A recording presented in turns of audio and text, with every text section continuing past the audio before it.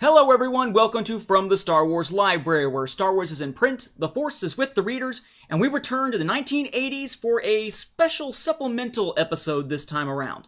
I'm your host, Nathan P. Butler. What we're looking at for this episode and the next two are supplemental topics that'll finally leave us ready to move into the 1990s, sort of bridging the 80s and the 90s at this point. We had our 9 interlude episodes with Marvel UK stuff, then 2 more interlude episodes with Contemporary Motivators and the Imperial Troop Transporter story booklet, and now we move into 3 topics that I think you'll find fit well in this weird interim period that we're in.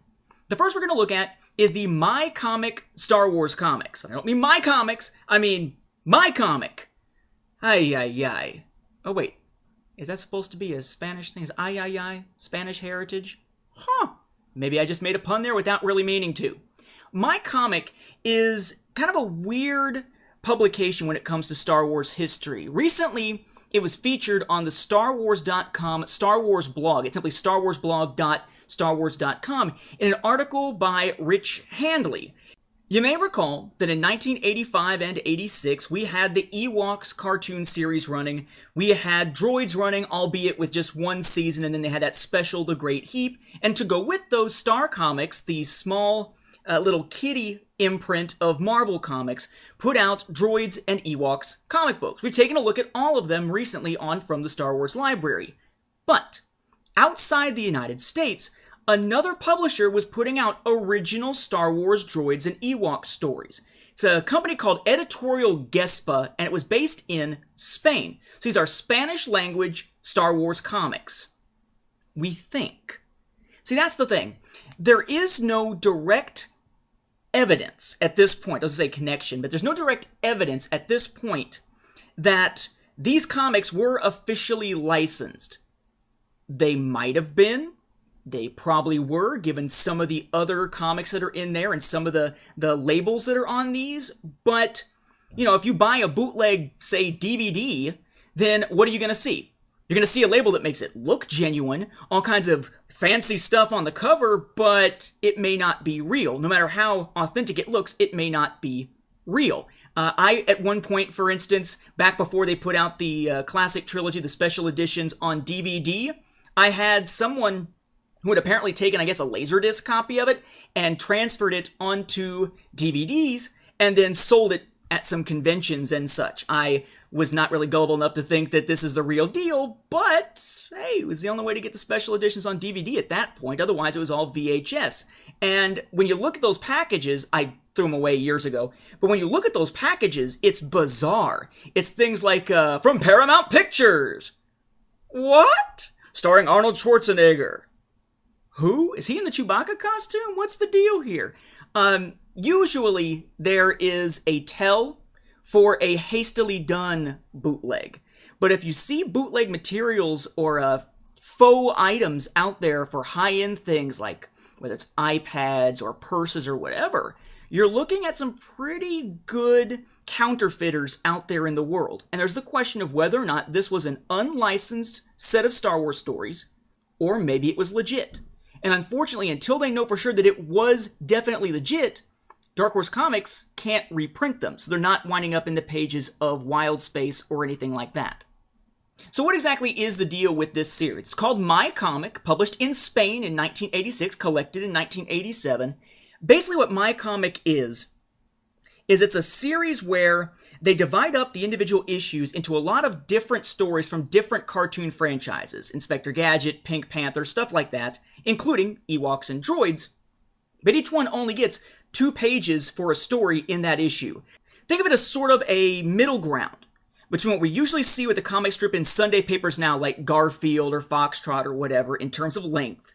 And being shorter, though, than something like the serialized stories we got in Marvel's pizzazz, like Kingdom of Ice and whatnot. The first 8 issues had Ewok stories in them, so we have 16 pages of new Ewoks material, 8 different stories, albeit only 2 pages each, and the first 7 issues included Droids stories.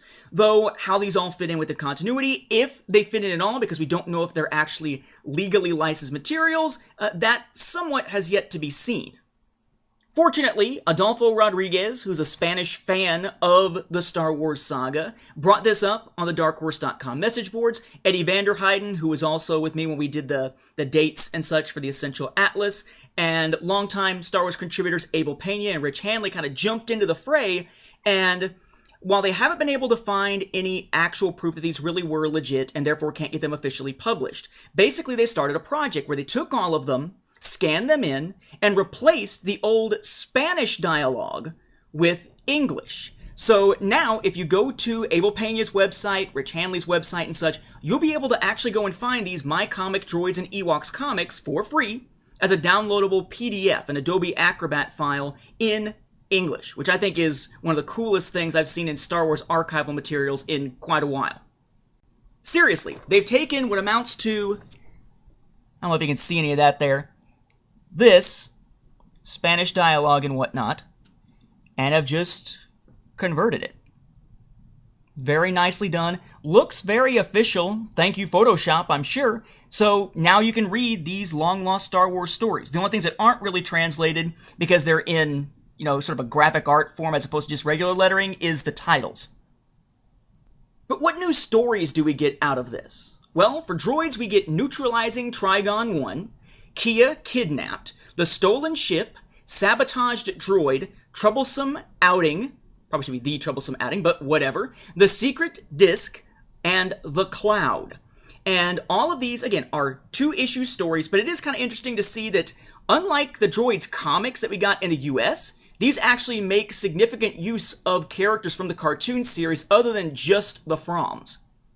For the Ewoks, we get 8 stories. Princess Nisa's Birthday, Perfect Antidote, The Princess in a Predicament, again, Snare in the Forest, The Balloon, To Trap Latara, must be Latara from Season 1 of Ewoks because nobody wanted to be around the one in Season 2, Logray's Staff, no, it is not Ewok porn, that's Wookiee porn that you get with the holiday special, not Ewok stuff, and Painting Exposition, which has one of the greatest moments of Morag, where she basically just goes in and gets rid of a bunch of, she uses a potion to get rid of a bunch of drawings from the young Ewoks inside a cave, with the dialogue, "I'm so evil."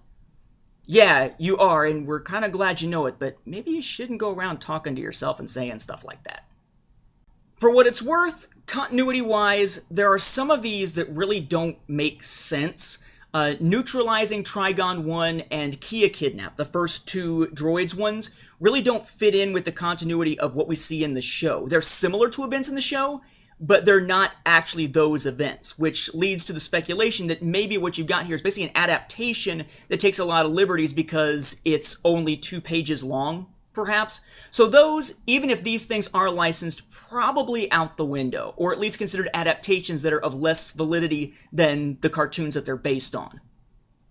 We get more with the Froms and characters like Jan Tosh and Kia coming back in the rest of the Droid stories from this, but those could maybe at least be able to slide into continuity.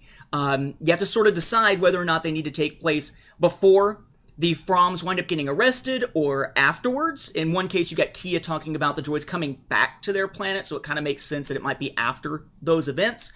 But we already know, thanks to the Droid series from Star Comics, Marvel Comics, that yeah, they must get free at some point because they're around long after they are in the cartoon. So nothing really to write home about when it comes to the Droid stuff, but some interesting continuity issues popping up within those. As for the Ewok stuff, most of the Ewok stuff, again, it's very much throwaway stories or goofy, short little tales. There's a couple of times we get hints of continuity stuff. We have Ewok recognizing the Quarks, and he met them back in Flight to Danger, which we checked out earlier on this video series. You got Princess Nisa's Birthday, which, assuming that this is around the same time as the Star Comics, must be around the same time as Rights of Power, because that was her birthday event. And we know that, apparently, the Ewok cartoons and the Ewok Star Comics before them, and the Ewok telemovies after them, are all within that year, or that 9 months, between the events of Empire Strikes Back and Return of the Jedi. So, presumably, it's crammed in there. That's the only birthday she would theoretically have within that 9-month span. And then we've got a few stories, for instance, like Perfect Antidote and Painting Exposition, that have Morag in them. So they must take place before Morag gets destroyed or whatever you want to call it, which gets turned to stone and then falls apart in Sunstar versus Shadowstone. But otherwise, it's a lot like a lot of the other stuff in the Ewoks comics. It could take place pretty much anywhere. I would say probably just take them and stick them in with those, because for the most part, it works. It's before the cartoon series, so there's nothing to contradict. Just make sure that Princess Nisa's birthday is where it needs to be. The princess in a predicament with the whole Quarks thing is where it needs to be. And it should fit pretty well. Granted, the characters aren't drawn exactly like they are in the Star comics, but they're close. And one of the giveaways, if we want to consider this a giveaway time-wise, is that Wicket has his yellow hood. Remember, he has an orange one in Season 1 of the show, and he has a green one in Season 2. So at least the art style for Wicket seems to be pointing to that era. But again, at this point, it may be all a moot point to even talk about it, because we don't know if these are meant to be in continuity or not. As it stands, a lot of times, foreign stories don't wind up within the continuity for American readers. Or at least they're not acknowledged as such most of the time. So the jury's kind of still out on this one. But hey, if you're looking for something kind of interesting and weird in early Star Wars publishing, or possibly bootleg illicit Star Wars publishing, you might want to check these out. Again, you can find information about them on the Star Wars blog at starwarsblog.starwars.com. Look at the entry dated April 10th of 2013, and you'll find that. You can also find it on Abel Pena's website and Rich Hanley's website as well. With that, we'll wrap up this episode. I hope you've enjoyed this look at this oddball part of Star Wars publishing. Thank you for watching, and may the Force be with the readers.